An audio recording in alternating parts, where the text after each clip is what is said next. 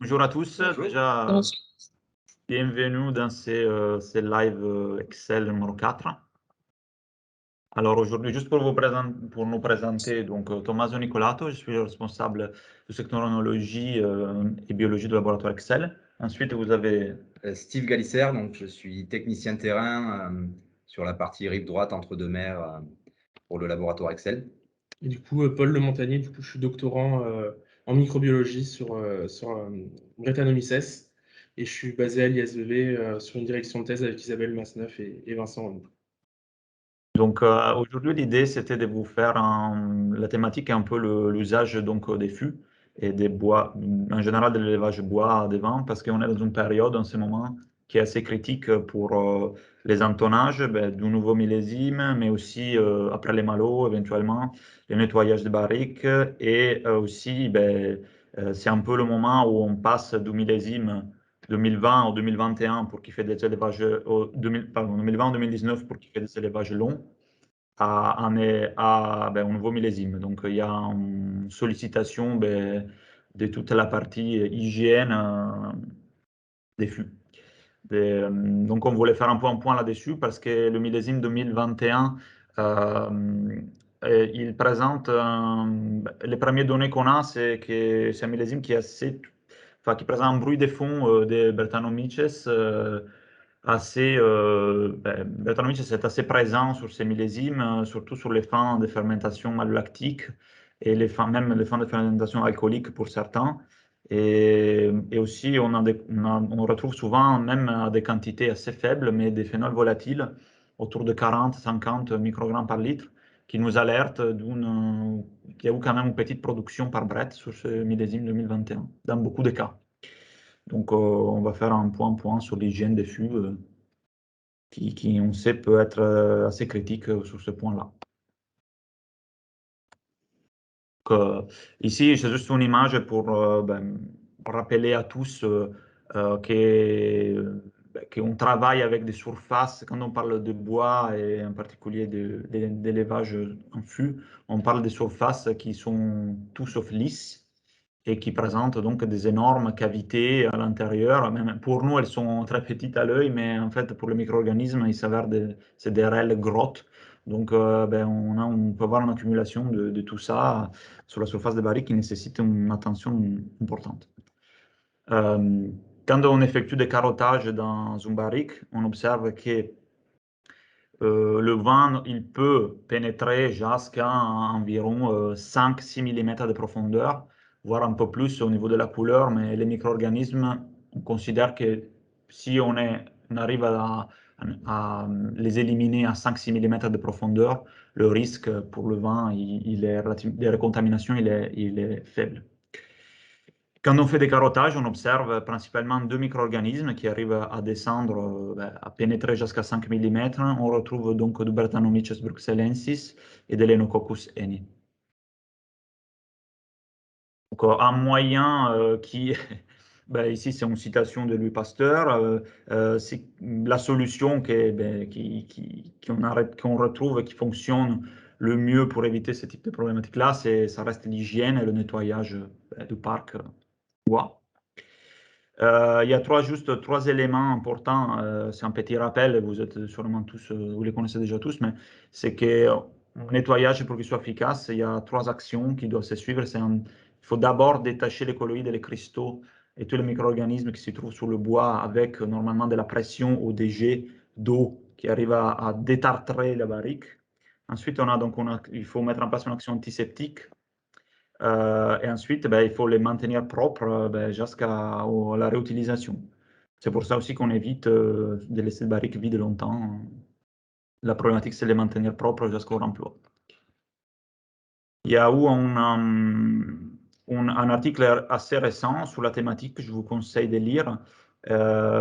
C'est celui-ci qui finalement a fait un peu un bilan de toutes les techniques qui existaient, des nettoyages qui existent en œnologie, qui ont été testés entre les plus classiques comme la vapeur jusqu'aux plus un peu plus fantasieuses. Et ils ont fait un bilan qui je trouve très intéressant. En particulier, un peu ce qui ressort de cet article, c'est c'est ça, c'est qu'on a donc 3 méthodes qui sortent un peu du lot au niveau de l'efficacité. La vapeur, les ultrasons et l'ozone. Par contre, les meilleures méthodes restent les méthodes qui sont capables de pénétrer et agir en profondeur. Effectivement, la méthode qui, nous, comme laboratoire Excel, sur le terrain et aussi en général, on préconise pour nos clients, ça reste la vapeur. Parce qu'elle est efficace, elle est relativement pratique, et elle est sans risque pour les opérateurs, ce qui n'est pas forcément le cas des autres techniques qui demandent, sont beaucoup plus coûteuses, beaucoup plus lentes, ou ils ont un risque pour les opérateurs. Même s'il y a des choses qui s'améliorent au fur et à mesure, mais la vapeur pour nous reste un peu le mieux. Attention par contre à la vapeur, juste une chose, c'est pour ça aussi que Steve après va vous présenter nos techniques d'optimisation.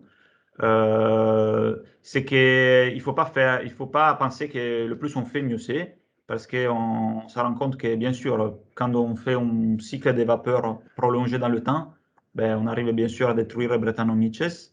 Mais par contre, on peut avoir des problématiques sur d'autres aspects. Par exemple, si on excède avec un cycle vapeur qui est trop long, on a tendance à avoir plus d'oxygène dissous dans le vent 48 heures après un tonnage, parce qu'on a tendance à ouvrir les pores du bois, les libérer de toute incrustation. Et quand ça devient trop important, en fait, ben, ça fait que l'effet devient aussi négatif au niveau de l'oxydation. Et la même chose, on peut le retrouver aussi sur la consommation, bien sûr, qui est liée à cet aspect porosité. Et aussi, bon, les éthylphénols, bien sûr, ben, quand on a éliminé Brett, on n'aura plus de problème d'éthylphénol sur cette barrique, je veux dire, liée à la désinfection du fût. Et par contre, on peut avoir des taux de fissure qui augmentent de façon importante dès qu'on dépasse ben, l'optimum.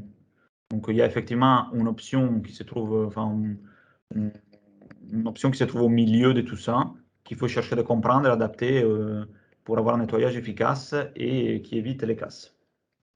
Donc là, je vais vous laisser avec mon collègue Steve, qui a de l'expérience terrain sur les audits des systèmes de nettoyage des fûts, avec une technique qui s'appelle Barrel Check. Il va vous présenter des données vraiment pratiques pour voir l'efficacité de ces audits. Merci Tommaso. Donc, bonjour à tous. Donc, sur cette première diapo, vous allez voir un petit peu l'installation. Donc, le Barrel Check, c'est un système d'audit qui va permettre d'analyser et d'optimiser votre système de nettoyage en chai. Donc, c'est constitué de capteurs thermocouple et du coup un boîtier qui va venir recueillir les données. Donc, le but du Barrel Check, c'est de venir valider l'atteinte des 55 degrés à 6 mm de profondeur, comme le disait Tommaso tout à l'heure. On estime que la pénétration est jusqu'à 5-6 mm dans le bois. Du coup, on va venir, par le biais de perçage de Dwell, on va venir percer le fût pour aller insérer les thermocouples à 6 mm de l'intérieur de la barrique. Donc, le but aussi, c'est voilà, d'optimiser, donc de faire une économie d'énergie et une économie d'eau sur le process. Donc, vous voyez ici comment on place les sondes. Donc, on a bonde en haut ici.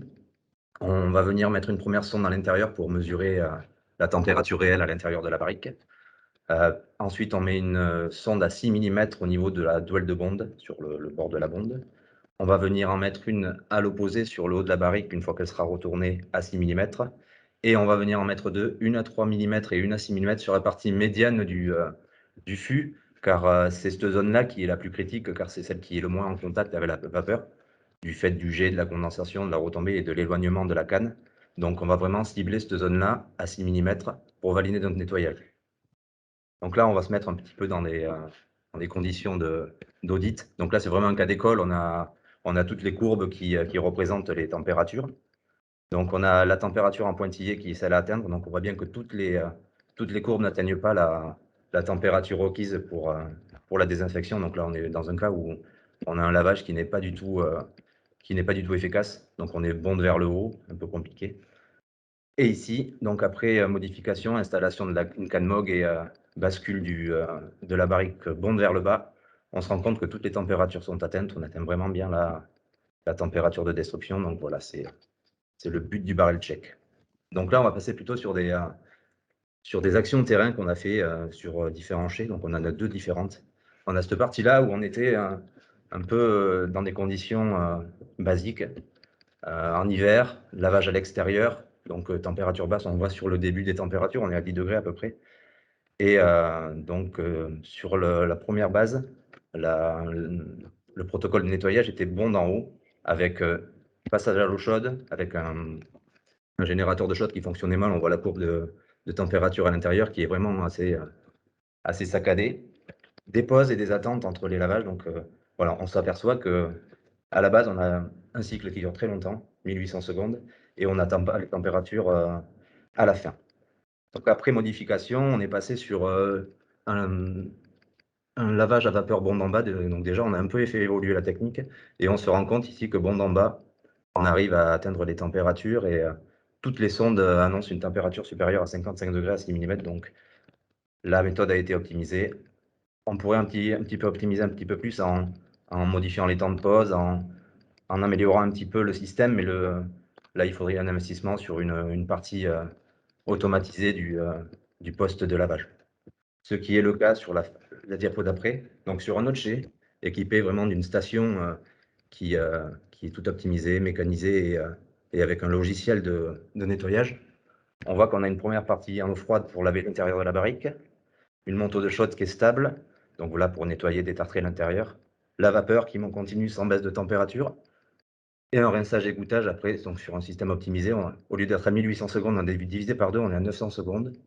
Et là, on se rend compte que de base, le programme est productif et que le lavage est efficace. Donc, on n'a pas touché du tout à ce programme-là. On s'est intéressé plutôt avec le client parce qu'il avait aussi les tonneaux de 400 litres sur ce même équipement avec le même programme. Et il s'avère que du coup, on a doublé le volume intérieur. On se rend compte que les températures ne sont pas atteintes. Donc, on a fait évoluer ce programme-là jusqu'à, en réfléchissant, on est à double de volume, on a doublé les temps, et on se rend compte qu'ici, on atteint les températures souhaitées sur toutes les sondes. Donc voilà. Un petit récapitulatif du coup des recommandations qu'on fait par rapport au lavage. Impératif d'effectuer un lavage bond vers le bas, ce qui permet de saturer le fût en vapeur, et du coup de faire augmenter la pression de vapeur et de rendre plus efficace le lavage. Les zones de lavage, donc comme sur le premier cas en chai, éviter l'extérieur, avoir une zone tempérée. L'hiver à l'extérieur, c'est compliqué, donc voilà, maîtriser les températures. Un matériel adapté, le mieux c'est d'avoir une station, mais après voilà, les budgets font que les stations ne sont pas dans tous les chais. Mais voilà, avoir un matériel adapté. Et la maîtrise de la température de l'eau sur le générateur d'eau chaude, c'est quand même assez important, ça évite une baisse de température entre l'eau chaude et la vapeur. Voilà. Je repasse la main à Tommaso pour faire le lien avec Paul. Merci. Oui, donc merci Steve pour nous avoir présenté quelques cas réels. Donc là, je m'occupe juste de faire Bon, j'ai mis une petite citation sympathique sur la thématique pour introduire aussi les travaux de Paul. Là, on a vu des techniques pour récupérer ou hygiéniser les flux une fois qu'ils sont potentiellement contaminés, même entre les différents cycles de vinification. Et l'idée, c'est de comprendre aussi comment on peut, pourquoi Brettanomyces et pourquoi il nous pose autant de problèmes au niveau de la gestion de l'hygiène dans les caves, parce il y a effectivement beaucoup de nettoyage nécessaire et parfois il n'est pas toujours efficace. Donc l'avantage de la température, comme il dit, c'est que la température, elle est au-delà du fait d'être parfaitement propre. Le fait d'atteindre une température de 55 degrés va tuer les micro-organismes. Par contre, pour éviter que les incrustations et la création de biofilms de Brettanomyces, il faut comprendre aussi comment Brettanomyces arrive à produire ces biofilms. Et donc l'objectif de la thèse d'épaule, c'est aussi de comprendre pourquoi et comment Brettanomyces adhère dans les caves et en restant présent comme un bruit de fond au sein de toute de tout le parc bois, mais aussi les pompes et les cuves. Donc, je laisse parler Paul, qui va vous présenter ses travaux de thèse. Donc, on passe du terrain de la science terrain à la science plus fondamentale, mais avec un objectif d'application. Oui, donc du coup, mes recherches, ma thèse s'intitule Recherche sur les propriétés de bioadhésion de l'espèce Brettanomyces bruxellensis, application à l'hygiène des caves et à la contamination des vins. Donc du coup, pour ce faire, on a commencé par vouloir essayer de caractériser les phénomènes qui rentrent en jeu et qui permettent à Brettanomyces de pouvoir adhérer sur les différentes surfaces. Donc on a fait une caractérisation des variabilités intra-espèces, des caractéristiques physico-chimiques de surface, des propriétés de bioadhésion et de formation de biofilms. Donc pour ce faire, on a décidé de choisir entre 40 et 50 souches qui sont représentatives d'une diversité génétique importante, car Brettanomyces ne se cantonne pas juste au vin. On peut la retrouver dans différents types de liquides fermentés, que ce soit donc le vin, la bière, les bioéthanols, la tequila, mais aussi le kombucha. Donc, ce qui nous permet d'avoir une grande variabilité d'individus. Et cette grande variabilité d'individus a une grande variabilité génétique d'un point de vue ploïdie.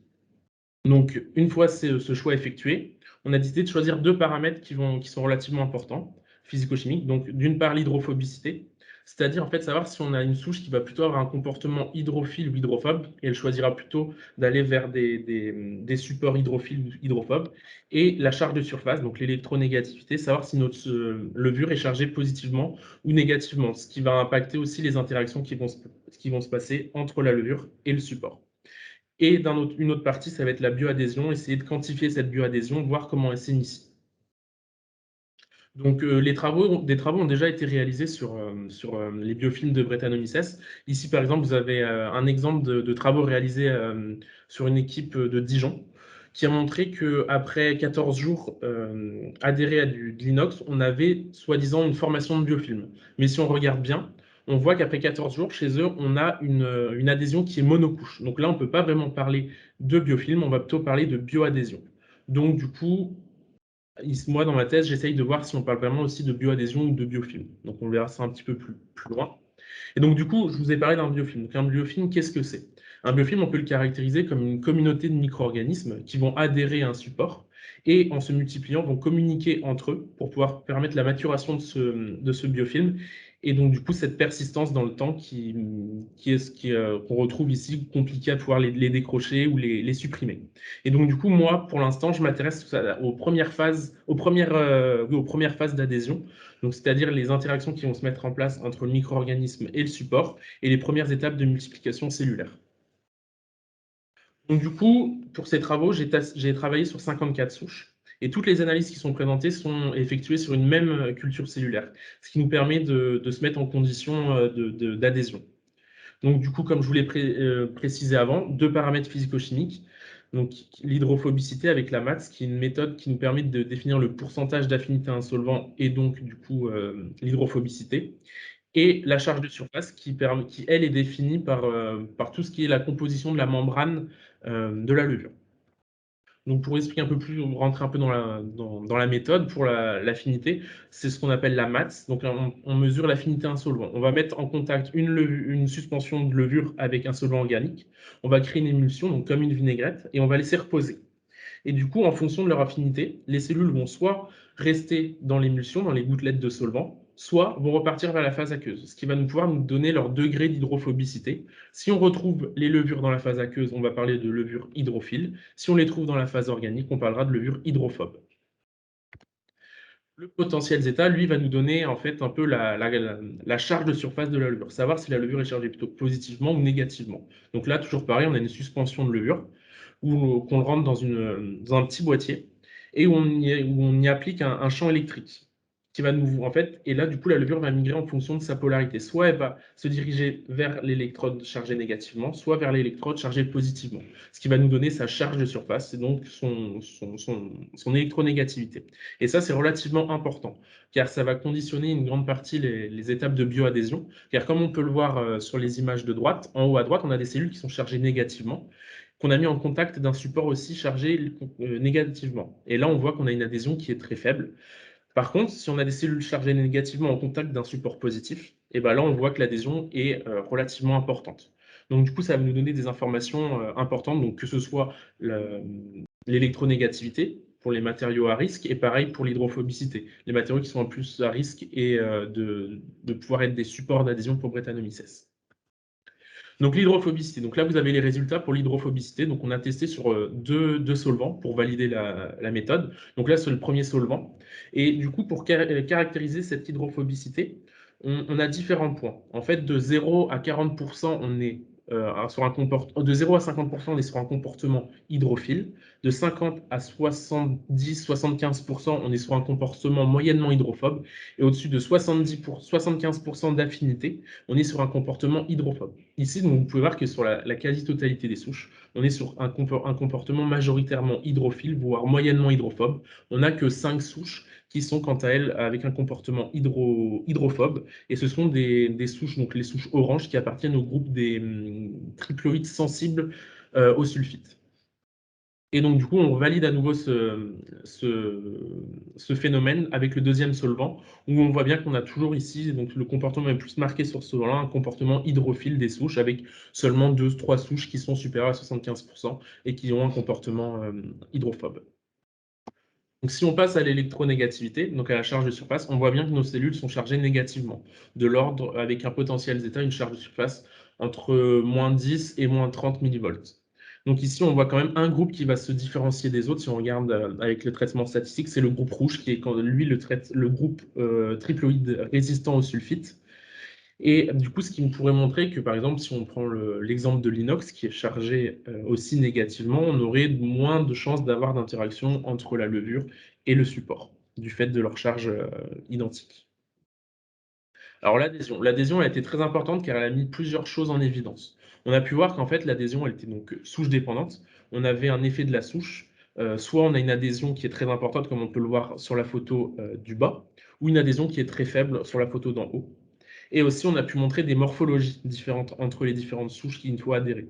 On voit bien que sur la photo en haut à droite, on a une morphologie de cellules qu'on ne connaît pas trop chez Brett, ou des cellules très allongées, très ramifiées, mais toujours avec quand même présence de quelques petites cellules classiques bourgeonnantes. Et donc, du coup, on a bien confirmé aussi le fait qu'on a une adhésion qui est monocouche après 3 heures, comme on peut le voir sur la photo de gauche en bas. On n'a qu'une seule couche de cellules qui est présente sur le support. Donc, les résultats ont mis en évidence que le groupe triploïde sensible, le groupe orange, était le groupe qui adhérait le plus, avec une intensité pour la quasi-totalité des souches testées, et que les autres groupes n'étaient pas forcément distincts, à part pour le groupe rouge qui suit un petit peu la tendance, mais inférieur au groupe orange. Donc il y a deux groupes orange, un groupe orange foncé où c'est le orange vin, et le groupe orange jaune où c'est de l'orange bière, mais qu'on a essayé de différencier ici, mais c'est le même groupe génétique. Donc, du coup, en faisant les essais, on a mis en évidence aussi une forme un peu spécifique chez Brett. Donc, comme on a pu le voir sur la photo avant, des cellules qui sont ramifiées et qui sont très longues comparées à ce qu'on connaît. Donc, c'est un phénomène qui est connu chez Brettanomyces, mais qui n'est pas très expliqué. Donc, on a essayé de le quantifier chez la totalité des souches, et il s'avère en fait que cette forme est la plus présente pour le groupe donc Royal Blue, qui correspond au groupe Tequila biotanol, et on en retrouve chez les autres groupes, mais en quantité inférieure et en fréquence aussi moins inférieure sur les souches testées, avec pour le groupe d'action, qui est le groupe diploïde sensible 20, où on n'en a quasiment pas, on n'a que 2-3 souches qui en forment. Donc du coup ici, on a essayé de représenter tous les paramètres testés pour essayer de placer les souches en fonction de leur groupe génétique et de leurs résultats. Et une chose intéressante, c'est qu'on a du coup on retrouve les différents groupes génétiques. On n'a pas un dispatchement des souches et des groupes un peu partout. On voit bien qu'on a donc un nombre de groupes génétiques qui ont des comportements similaires, qui se placent aux mêmes endroits, donc à gauche de l'ACP, le groupe un peu turquoise, dark cyan, le groupe vert. Et on a donc un groupe rouge, donc triploïde, où qui se place un peu en dessous, qui montre bien qu'on est anticorrélé au pseudoïde, donc on n'en a quasiment pas, et que du coup, une électronégativité importante. Et ce qui est aussi intéressant, c'est de voir que au sein d'un même groupe génétique, qui est le groupe orange, que l'origine a un impact sur les résultats. On voit bien que le groupe, les cellules, les souches isolées dans le vin ont des hydrophobicités plus importantes, avec une adhésion plus importante que les groupes isolés dans la bière qui sont en jaune. Et ce groupe orange-vin montre une grande variabilité au sein de ces individus. Donc ça, c'est aussi intéressant à montrer. Et donc, du coup, ces essais ont été menés comment dire, sur un milieu standard pour pouvoir être toujours dans les mêmes conditions. On a voulu essayer de valider les résultats sur du vin. Et on voit bien qu'on on valide nos résultats sur le vin parce que nos ellipses de confiance se confondent pour chaque groupe, à part pour le groupe Royal Blue. En fait, ici, c'est dû au fait que dans le vin, on n'a pas retrouvé de forme pseudo-IFAL chez ce groupe-là. Donc, du coup, on a des écarts entre les deux milieux, mais sur les souches qu'on retrouve principalement dans le vin, donc que ce soit le groupe orange, le groupe rouge et le groupe turquoise, dark cyan, pardon, on valide les résultats. Il n'y a pas de différence significative entre le milieu vin et le milieu WLM. Donc, ce qui montre bien qu'on pourrait avoir ces résultats-là dans le vin. Et un autre point important, donc là, qui est très intéressant et qui prouve que Brettanomyces peut produire du biofilm, c'est des essais qui ont été menés sur 4 souches, essayer de former des biofilms dans le temps, sur 12 semaines déjà dans un premier temps, et on a pu voir que sur 4 souches testées, il n'y en a qu'une qui était capable de former un biofilm dans du vin. Donc la photo de droite, la photo donc, sur le coupon d'inox montre que on a bien de la crasse donc, qui est constituée du biofilm. Et ce biofilm-là, il est observé par microscopie confocale. Et on voit donc la photo de droite, la grande photo, c'est pris du dessus. Et on voit qu'on a un agglomérat de cellules. Donc en rouge, les cellules mortes et en vert, les cellules vivantes. Et du coup, on peut, alors, grâce à la microscopie, mesurer l'épaisseur de ce biofilm. Et on a une épaisseur qui est autour de 25 micromètres, donc ce qui est relativement important pour un biofilm. On voit bien qu'on a un empilement de cellules, mais ici, ce sont des cellules quasiment toutes mortes. On a très peu de cellules vivantes. Et donc, du coup, ce biofilm-là, je l'ai récupéré et je l'ai remis dans du vin. Donc, on a renouvelé le vin. Je ne l'ai pas remis dans le même vin dans lequel le biofilm s'est vraiment formé. Et là, on peut voir que, donc, après 8 semaines de plus, on observe qu'on a changé l'état physiologique. On n'a principalement que des cellules vivantes. Donc, ce qui montre bien que les peu de cellules vivantes qui étaient encore présentes ont réussi à pouvoir se multiplier et continuer à former un biofilm. Donc ça, c'est hyper intéressant parce qu'il montre qu'en fait, que par exemple, si dans une cuve, vous avez formation d'un biofilm, lors du nettoyage, le nettoyage n'est pas forcément bien adapté, il reste des Brettanomyces. En remettant du vin pour l'année qui suit, le millésime suivant, et bah, du coup, on arrive à nouveau à contaminer le vin et grâce au biofilm qui était présent. Donc, du coup, si on veut synthétiser les résultats, on montre bien qu'on a, pour la 91% des souches, on a un comportement qui est hydrophile. Donc, ce qui montre que Brettanomyces hochet irait plutôt sur des matériaux chargés qui sont hydrophiles aussi. Et par ailleurs, sur l'électronégativité, la charge de surface, bah, là, on est à l'inverse. On est sur des cellules, donc des cellules chargées majoritairement négativement. Et là, on irait plutôt sur des matériaux positifs ou faiblement négatifs. L'adhésion, quant à elle, a pu montrer qu'on était sur une adhésion qui est souche-dépendante et groupe génétique aussi dépendante, avec une plus grande adhésion pour le groupe triploïde sensible et une grande variabilité morphologique des cellules testées au sein d'une même souche. Donc ça, c'est aussi important de voir que on peut passer à côté en disant ça, c'est pas une brette, mais parce qu'elle n'a pas la morphologie connue de brette. Et cette adhésion aussi, grâce à des cinétiques, a montré on était sur une adhésion qui est relativement rapide. Après seulement 10 minutes de contact en grande concentration, on arrive à avoir de l'adhésion, à quantifier cette adhésion. Et donc, du coup, la forme pseudo-IFAL qui est minoritaire chez les groupes sensibles de Brettanomyces est majoritaire chez le groupe tequila bioéthanol. Et du coup, le point qui est relativement important, c'est cette capacité à pouvoir former des biofilms dans le temps et à persister aussi et pouvoir contaminer d'autres vins. J'en ai fini pour ma partie. Et merci pour votre attention. Bon, déjà, merci beaucoup Paul pour ces données, que c'est intéressant aussi pour nous et j'espère pour vous d'avoir ces données vraiment en temps quasi réel. Et, donc, bon, nous, on arrive à la fin de notre live avec Excel. L'objectif de ces lives, c'est toujours de partager des données du terrain, des données frais, parce que c'est aussi important. Et donc, avec la présentation de Steve et la présentation de Paul, je pense que vous avez donc une vision, vous avez des éléments pour l'état de l'art pour l'instant, pour le nettoyage de votre parc bois, avec donc les techniques d'audit des cycles de nettoyage vapeur. Et avec Paul, vous avez donc les pistes d'amélioration et de compréhension en fait de ces problématiques Brett et de la difficulté de s'en débarrasser dans les caves. De mon côté, côté, je vous remercie de l'attention que vous avez portée à ce live avec Excel.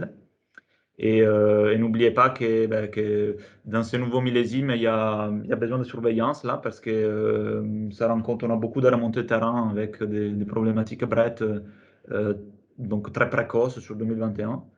Donc, n'hésitez pas à contacter le laboratoire si vous craignez ou pour vous rassurer un peu. Bonne journée à vous tous et au prochain live avec Excel. Merci beaucoup et bonne journée. Bonne journée. Au revoir.